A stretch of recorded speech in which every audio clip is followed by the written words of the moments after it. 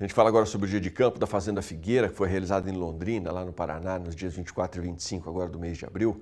E o tema pecuária de corte intensiva foi um dos destaques. E um dos principais assuntos debatidos foi a importância de se avaliar por meio de análise técnica as vantagens econômicas das fêmeas do rebanho. Quem vai trazer todos os detalhes é o Mauro Andrade. Nós estamos com Marcelo Almeida, ele é consultor na área de melhoramento genético e foi um dos palestrantes aqui no dia de campo da Fazenda Figueira e que trouxe alguns conceitos que para mim são novos. Vamos entender um pouquinho do tema, por exemplo, de retorno maternal. Marcelo, explica para a gente como se mede e o que é esse conceito de retorno maternal.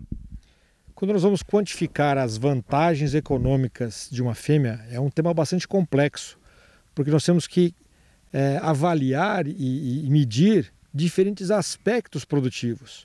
Então, um índice como o retorno maternal, ele mede a idade ao primeiro parto, ou seja, a fêmea que entra mais cedo em reprodução, a reconcepção, portanto, a fêmea que não falha na reprodução do primeiro para o segundo parto, do segundo para o terceiro parto, portanto, uma fêmea que tem uma longevidade produtiva, fêmeas que entregam mais quilos de bezerro e melhor qualidade de bezerro, portanto, o efeito maternal direto dessa fêmea, e o peso adulto dessa matriz, ou seja, o custo de manutenção dessa fêmea dentro do rebanho.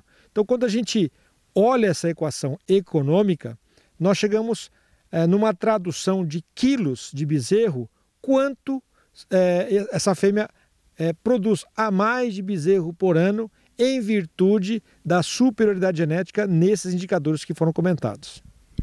O Marcelo, outro ponto que você levantou é que muitas vezes o produtor que quer adquirir uma fêmea, ele olha o tamanho dessa fêmea e isso nem sempre é o melhor indicador. Exatamente. Quando nós queremos uma unidade produtiva de bezerros, nós queremos o máximo de quilos de bezerro produzido e o mínimo de custo. E o peso adulto da vaca, ele representa o custo dessa fêmea, porque o consumo de alimento é proporcional ao peso adulto da fêmea. Então, uma diferença de 20%, 30% mais no peso da fêmea significa que cabem 20% a 30% menos fêmeas na sua propriedade. Portanto, eu vou afetar a produção final, a produção líquida da fazenda, quando eu interfiro de uma maneira inadvertida com relação ao peso dos animais. O Marcelo, muito didático, fez uma correlação com o frango. Eu gostei. Para se ter mais eficiência no frango de corte, eles não necessariamente aumentaram o tamanho do frango. Explica essa analogia.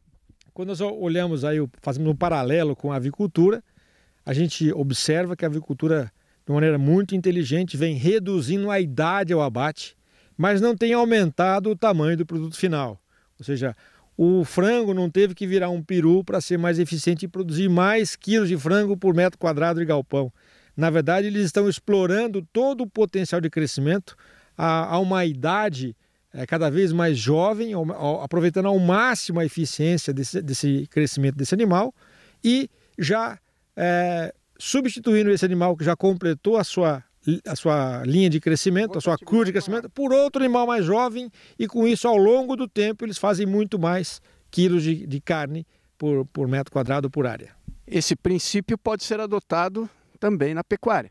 Exatamente o que a gente busca aprender com a avicultura, com a suinocultura, com a agricultura, maneiras de tornar a pecuária mais produtiva e cada vez mais eficiente.